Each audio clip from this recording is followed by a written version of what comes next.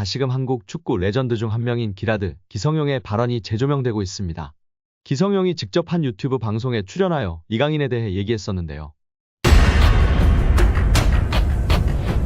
올 여름 파리 생제르맹을 떠날 것이 유력한 이강인이 아스널과 다시 한번 연결되며 화제입니다. 영국 더선은 아스널은 PSG 미드필더 이강인 영입을 고려하고 있다라며 미켈 아르테타 감독은 1월에 이 선수에게 관심을 보였다. 새로운 아스널 스포츠 디렉터인 안드레아 베르타는 그를 영입하기 위해 스쿼드에 자리를 마련하라고 독려할 예정이라고 보도했습니다. 또한 최근 프랑스 유력 스포츠지 레퀴프도 PSG는 이강인의 이적을 열어두고 있다. 여름 이적 시장에서 합리적인 제안이 오면 매각할 것이라고 주장했습니다. 이강인도 자신의 SNS 프로필에서 PSG를 상징하는 빨간색, 파란색 동그라미를 지우면서 더욱 이적설에 힘을 실었습니다. 아스널이 이강인에게 관심을 가진 건 처음이 아닌데요.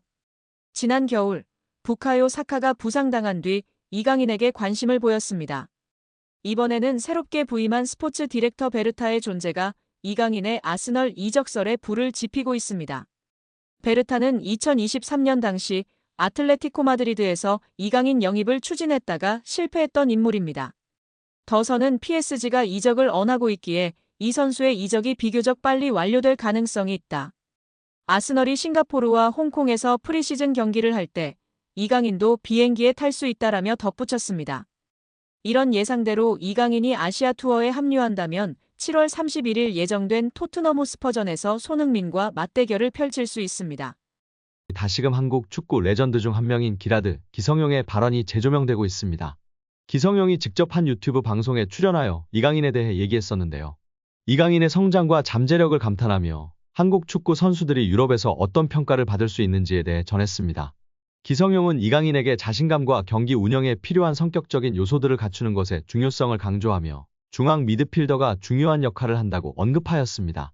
그러나 중앙 미드필더가 되려면 실력뿐만 아니라 성격과 체력적인 부분에서 많은 노력이 필요하다고도 발언했는데요.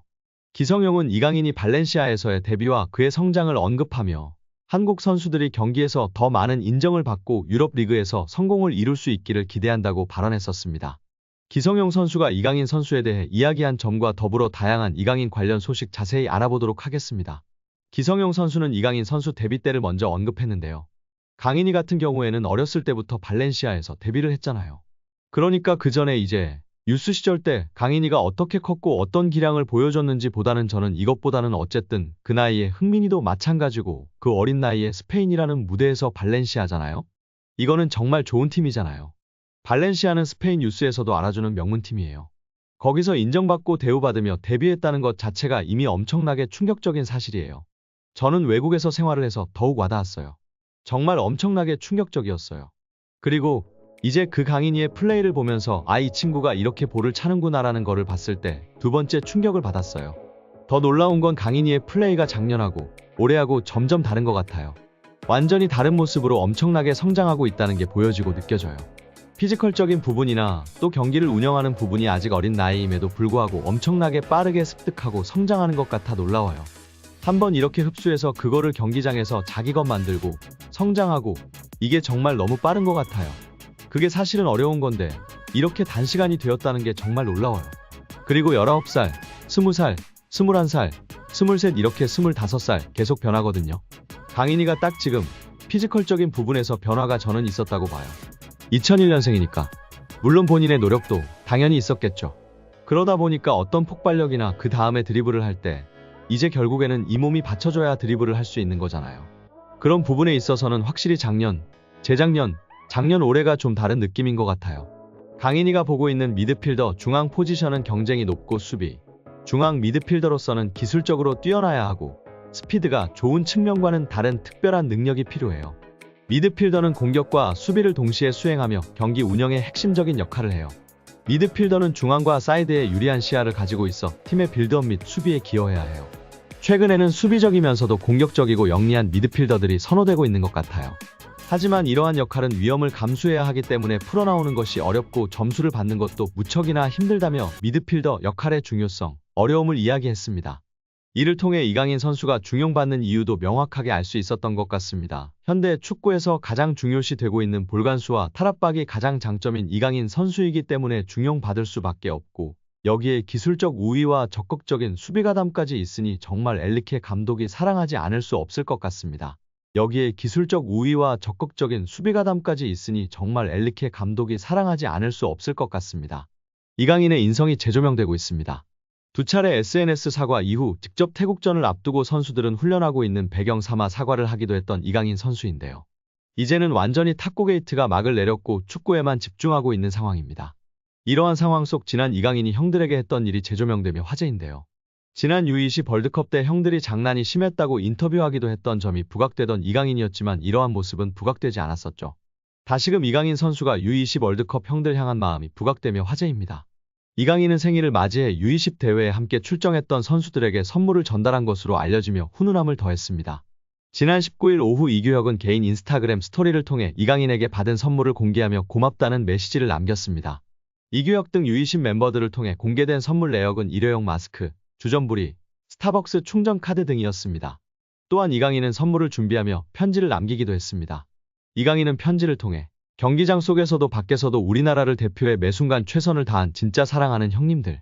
제가 정말 힘든 시기에 옆에서 많이 응원해주고 자신감을 넣어줘서 큰 힘이 됐다. 고 전했습니다. 이강인은 저 때문에 형들이 많이 힘들었을 것 같다. 제가 진짜 많이 미안합니다. 라며 형들보다 2살이나 어린 제가 장난치고 까불어도 재미있게 받아주고 한 번도 힘들다는 내색 안에서 정말 고마웠다. 는 말을 남겼습니다. 해당 사진이 공개된 이후 SNS와 온라인 커뮤니티 등을 통해 퍼져나갔었습니다. 이를 본 네티즌들은 막내가 생각도 깊네. 자기 생일에 형아들한테 감사 인사라니. 진짜 너무 보기 좋아요. 이 팀 우정 영원했으면 좋겠네. 강인이 진짜 귀여워. 예뻐하지 않을 수 없는 막내. 편지지도 본인처럼 귀여운 것음. 등 다양한 반응을 보였었습니다. 이강인의 생일에 맞춰 대회에서 함께 호흡을 맞췄던 최준, 정호진, 황태현, 이상준, 엄원상 등이 사진을 공개하며 축하 메시지를 전하기도 했습니다.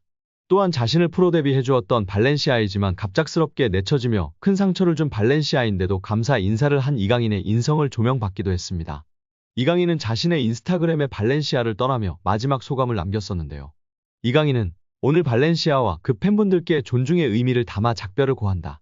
이제는 제가 큰 희망을 품고 발렌시아 952 아문트를 외치며 제 앞에 있을 미래에 맞서겠다. 라고 입을 열었습니다. 그러면서 저는 발렌시아에서 선수뿐만 아니라 인간으로서 성장했다. 발렌시아 아카데미에서 배워온 것들은 저의 미래를 바른 길로 인도해줄 모터가 될 것이다. 라고 했습니다. 끝으로 그는 모든 동료, 코치진, 스태프들께 항상 감사드린다. 특히 저에게 진정한 축구인의 열정을 알려주신 모든 발렌시아 팬 여러분들의 애정에 무한한 감사 인사를 드린다. 라며 작별 인사를 고했었습니다. 장난기 많은 이강인 선수가 실수를 했던 점을 겸허히 인정하고 용기 내어 사과를 했습니다. 이제는 모든 축구팬들은 손흥민 선수와 함께 한국 축구를 잘 이끌어갈 수 있도록 격려와 지지를 해야 할 때라고 생각이 듭니다. 이강인이 유럽리그 랭킹 1위 잉글랜드 무대의 톱클래스 강팀 핵심 선수와 견줄만하다는 분석이 나오며 화제입니다. 프랑스 리그앙 파리 생제르맹은 2023년 8월 마요르카에 2,200만 유로 약 328억 원을 주고 이강인을 데려와 2027년도 시즌까지 연봉 727만 유로 약 108억 원 및 5년 총액 3,635만 유로 541억 원 계약을 맺었습니다. 2,200만 유로는 마요르카 구단 역대 2위 및 한국인 역사상 세 번째로 많은 이적료입니다. 이강인은 PSG 소속으로 2023년도 시즌 리그앙 23경기 3득점 4도움, 출전 평균 64분을 뛰면서 90분당 공격 포인트 0.43으로 활약했습니다. PSG는 유럽클럽 전체 랭킹 6위, 프랑스는 유럽리그 랭킹 5위인데요. 저명한 축구 통계 매체 옵타 스포츠에 따르면 미드필더로서 이강인과 가장 비슷한 선수는 프리미어리그 준우승팀 아스널의 주장 마르틴 웨데고르입니다. 70개 국가 및 30종목을 대상으로 하는 글로벌 통계회사 옵타 스포츠가 최근 365일 유럽 5대 리그 및 챔피언스 리그, 유로파리그 자료를 토대로 선정한 비교 대상을 발표하며 팬들의 관심을 받고 있습니다. 아스널은 2023년도 잉글랜드 프리미어리그 준우승을 차지했는데요. 잉글랜드, 이탈리아, 스페인, 독일, 프랑스는 유럽리그 랭킹 빅5입니다. 챔피언스리그는 유럽축구연맹 1등급, 유로파리그는 2등급 클럽 대항전입니다. 이강인은 개인 능력으로 상대쪽 경기장 파이널 서드에 진입한 횟수와 공간 침투로 PSG 동료 전진 패스를 받아낸 빈도 둘 다 유럽 메이저 대회 미드필더 상위 1%에 해당했습니다. 혼자서 위협적인 공격을 펼칠 수 있는 데다가 수비가 헐거운 지점에 대한 공간 지각과 상황 인식, 언제 파고 들어가는 것이 가장 효과적인지에 대한 타이밍 판단, 옆이나 뒤로 향하는 전개보다 리시브가 까다로운 전방으로 나가는 패스를 상대 저지를 뿌리치고 내 볼로 만드는 기술이 월드 클래스라는 얘기입니다. 따라서 이강인이 페널티 박스에서 단독으로 들어간 횟수가 최근 365일 유럽 5대 리그 및 챔피언스 리그 유로파 리그 미드필더 상위 2%라는 어마어마한 결과가 나왔습니다. 파이널 서드 태클 합계 또한 상위 2% 안에 든다는 데이터는 상대 진영부터 적극적으로 수비하려는 마음가짐 부족이 이강인 단점이라는 지적은 이제 현실과 맞지 않다는 것을 알게 해줍니다.